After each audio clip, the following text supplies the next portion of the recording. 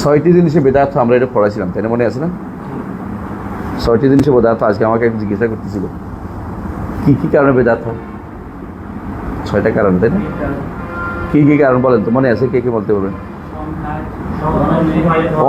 ছয়টির কোনো একটা বেমির হলে বেদার্থ। সংখ্যা, সময়, স্থান, ধরন, কারণ, আরেকটা রয়েছে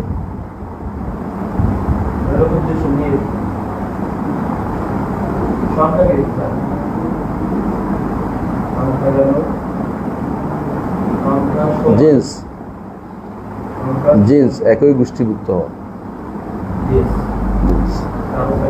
যেমন ধরেন একজনে হরিণ দিয়ে কোরবানি করলো, দামি জিনিস দিয়ে করছে। ছাগল হচ্ছে হরিণ তো বেশি না, সেই হবে না। হ্যাঁ হবে, এক জিন্স হইল না, শাক জাতি হইল না, ছাগল জাতি হইল না। আর এটা হলো ধরন। হ্যাঁ আলাদা, এরকম এটির ভিতরে পড়ে না তো। হরিণ কি ছাগল জাতি বলছে কেউ? হবে? তুই এটা দিস তৈলে তোর দাওয়াত দিস নব্য করে মাইরে তোর হরিণ দিয়ে কেমন করবেন? আল্লাহ কি বলছে? বাহিমাতুল আনআম। বাহিমাতুল আনআম বুঝোস? এটা তো চতুর্থ জন্তু। এই তো বাহিমাতুল আনআম চতুর্থ বলে পালি তো।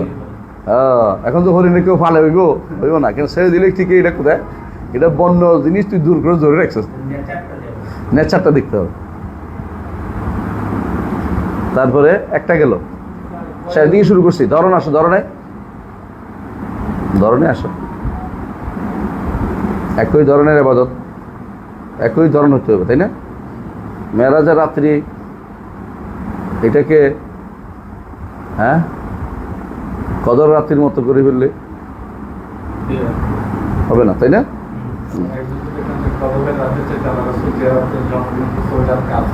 এই তো এটাই তো ধরনের মিলে নাই বলে এই হয়নি, বুঝছো তো?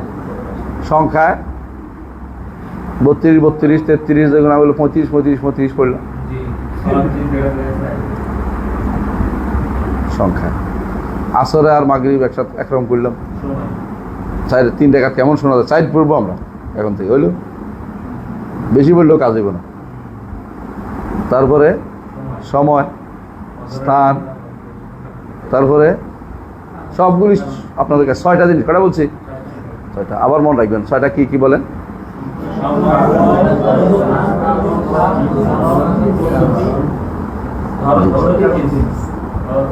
ধরন,